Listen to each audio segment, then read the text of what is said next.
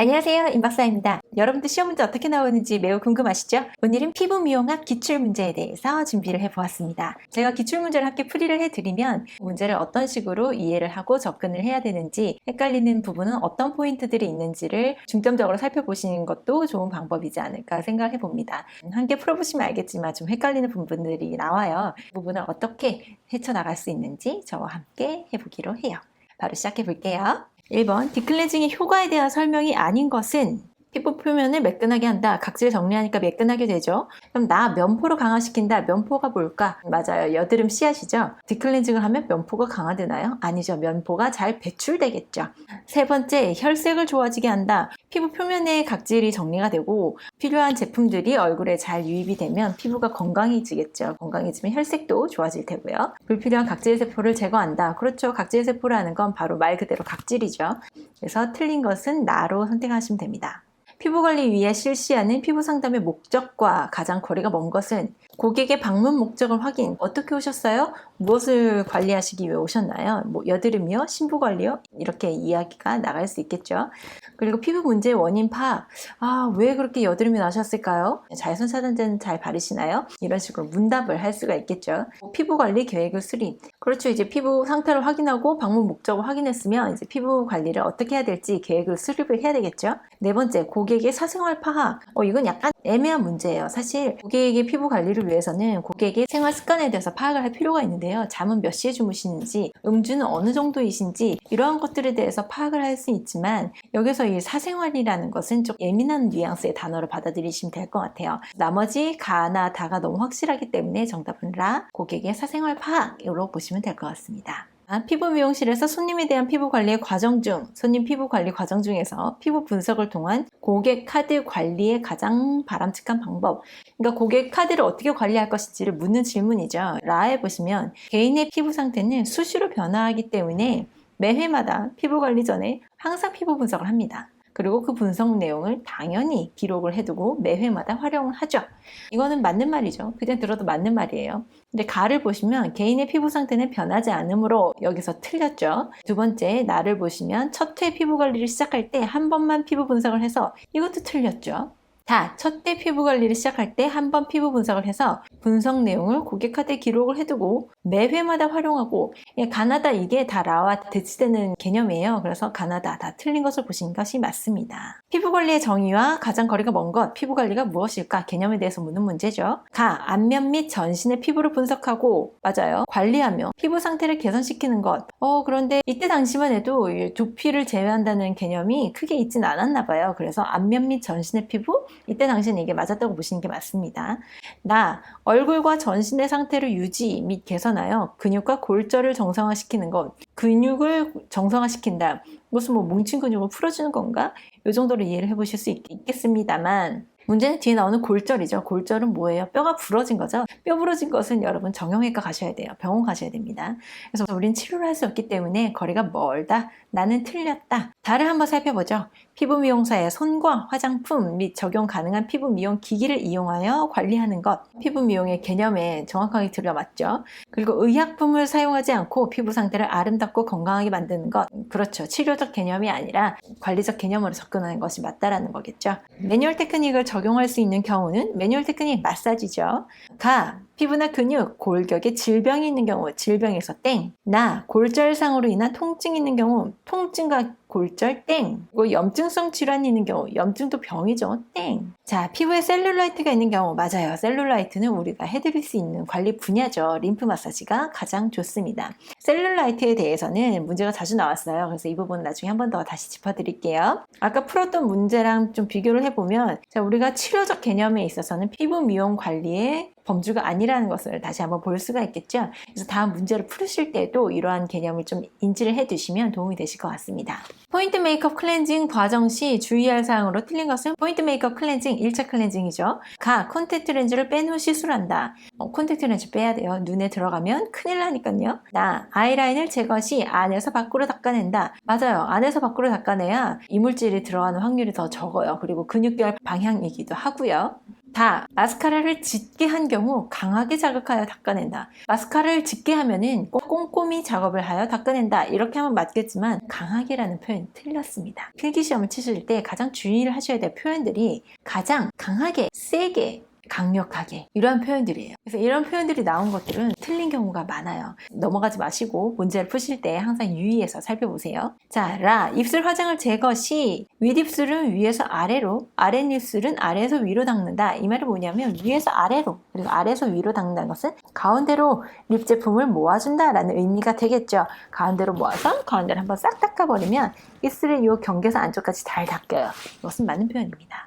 매뉴얼 테크닉 관리 시 효과에 영향을 주는 요소 가장 거리가 먼 것은 가장 거리가 먼 것이지 틀린 것이라는 표현이 아니에요. 가 속도와 리듬, 나 피부결의 방향, 다 연결성, 라 다양하고 현란한 기교. 사실 네 가지 다 틀렸다라고 볼 수는 없어요. 속도와 리듬 너무 빠르거나 너무 강하거나 이러면 안 되겠죠. 피부결의 방향, 그렇죠. 근육결의 방향대로 진행을 해야 되고요. 연결성, 한 동작하고 잠시 힘들어서 쉬고 또 한 동작하고 힘들어서 쉬고 기억이 안 나서 또 쉬고 이러면 안 되겠죠. 끊임없이 연결을 통해서 고객을 릴렉싱 시켜드리는 것이 매뉴얼 테크닉의 원칙입니다. 그런데 다양하고 현란한 기교? 사실 현란한 기교도 조금 필요해요. 다양한 기교도 필요하죠. 완전히 틀렸다라고는 볼 수 없을 것 같습니다. 그리고 쓰다듬기만 계속 할 수는 없잖아요. 그런데 여기서는 가장 거리가 먼 것은? 이라고 물어봤기 때문에 네 가지 중에서는 다양하고 현란한 기교, 가장 거리가 멀다 라고 볼 수가 있죠. 왁스와 부직포를 이용한 일시적 제모의 특징으로 가장 적합한 것은 제모하고자 하는 털을 한 번에 제거하여 즉각적인 결과를 가져온다. 한 번에 제거하여의 밑줄 쳐주시고요. 넓은 부분에 불필요한 털을 제거하기 위해서는 많은 비용이 든다. 많은 비용에 줄 쳐주시고요. 깨끗한 외관을 유지하기 위해서 반복 시술을 하지 않아도 된다. 반복 시술을 하지 않아도의 밑줄 쳐주세요. 한 번 시술을 하면 다신 털이 나지 않는다. 다시는 아까 말씀드렸죠. 극단적인 표현들.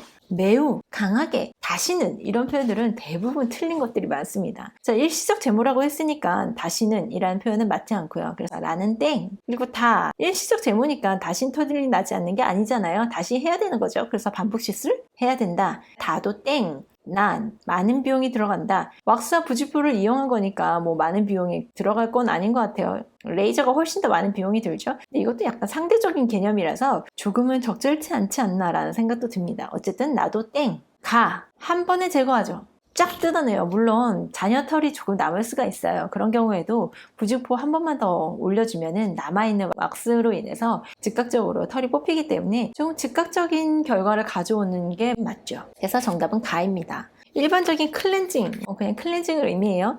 색조 화장 제거, 1차 클렌징이죠. 먼지, 유분의 잔여물 제거, 메이크업 잔여물 및 피부 표면의 노폐물 제거. 그렇죠. 얼굴 전체에 먼지도 닦이고 화장품은 대부분 유분이니까 잔여물 제거가 되는 거죠. 맞습니다. 효소나 고마지를 이용한 깊은 단계의 묵은 각질 제거. 효소나 고마지가 뭔지는 모르겠어요. 일단. 그런데 깊은 단계의 묵은 각질. 이건 좀 이상한데요. 그죠? 깊은 단계, 이거는 딥 클렌징 연상되시죠? 클렌징과는 좀 맞지 않은 개념이죠. 깊다라는 것은요. 그래서 다의 피부 표면, 라의 깊은 단계, 이 두 가지가 좀 안 맞죠. 그래서 두 가지 중에서 답을 하나 고르셔야 되는데 묵은 각질 제거에서 완전히 틀렸네요. 딥 클렌징은 묵은 각질을 제거하지는 않습니다. 묵은 각질을 제거하는 것은 딥클렌징, 즉 각질 정리죠.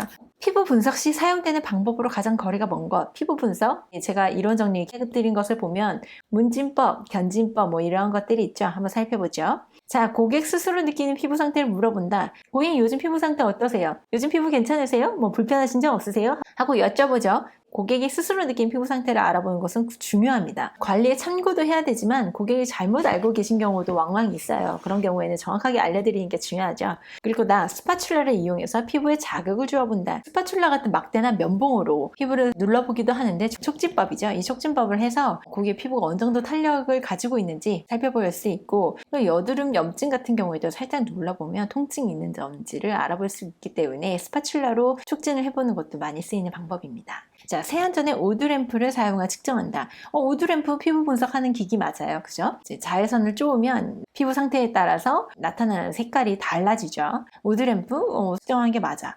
그런데 좀 이상한 전제가 있어. 세안 전에 한다네.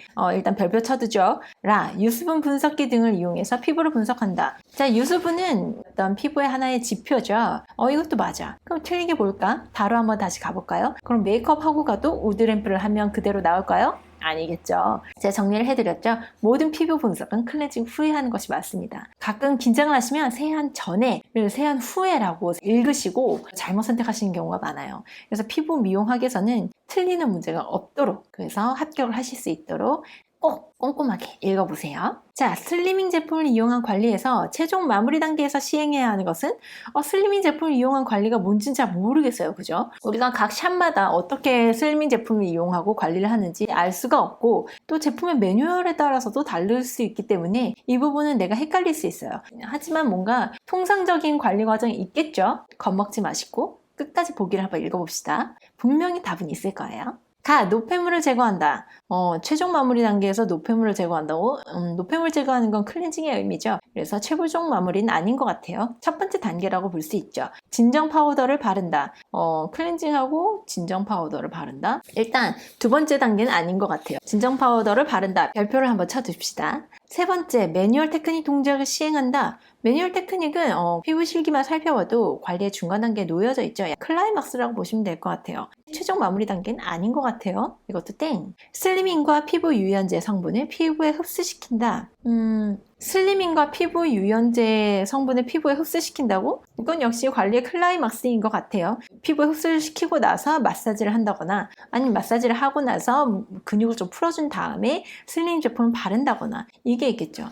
그런데 마지막 왁싱이든 매뉴얼 테크닉이든 모든 관리의 마무리는 진정으로 끝이 나죠. 그래서 진정 파우더를 바른다. 이것이 맞다고 볼 수 있겠죠. 피부 미용에 대한 설명으로 가장 거리가 먼 것은 피부 미용에 대한 설명 읽어보죠. 피부를 청결하게 하고 아름답게 가꾸어 건강하고 아름답게 변화시킨 과정. 뭔지 몰라도 청결과 아름답고 건강하고 좋은 말들 다 들어있어요. 이것은 맞다. 피부 미용은 에스테틱, 스킨케어 등의 이름으로 불리고 있다. 그렇죠. 일반적으로 외국에서는 매니큐어, 페디큐어가 피부 미용의 영역에 속한다. 요거는 내가 모르겠는데 헷갈리실 수 있어요. 그죠? 그런데 라를 봅시다. 제품에 의존한 관리법이 주를 이룬다. 자, 이것은 우리가 알고 있는 피부 미용의 개념과 좀 맞지 않는 개념이라고 볼 수 있어요. 우리 피부 미용에 대한 개념 제가 정확하게 짚어드렸죠. 어디에, 어떻게, 왜 이 세 가지 기준만 있으면 피부 미용에 대한 정의를 바로 외우실 수가 있는데요. 어디에 하는 거죠? 인체 전신에 하죠. 두피를 제외한 얼굴과 인체 전신의 피부와 근육에 행해지고 어떻게 하느냐? 손을 통해서, 제품을 통해서, 기기를 통해서 진행한다. 왜 하느냐? 피부를 청결하고 아름답게 가꿔서 생리 기능을 정상화시키기 위해서 한다. 바로 정리를 해볼 수가 있죠. 그래서 제품에 의존한 관리법이 주를 이룬다. 여기에서 땡이라고 볼 수 있습니다. 자, 이번 시간에는 기출 문제 중에서 피부 미용학 부분만 따로 발췌를 해서 문제를 풀어보는 시간을 가졌는데요. 아직 좀 많이 이렇게 남아있어요, 여러분. 많이 남아있고 사실 준비도 많이 했는데 이게 생각보다 이렇게 오래 걸릴지 몰랐거든요.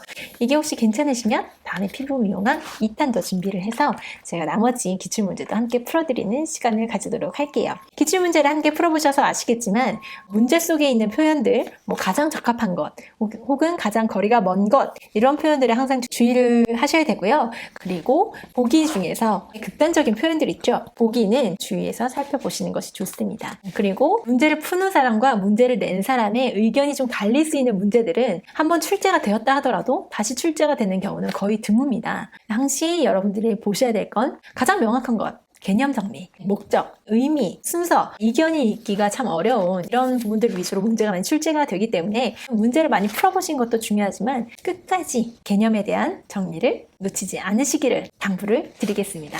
저는 다음 시간에 뵐게요. 함께 해주셔서 감사드려요. 안녕히 계세요.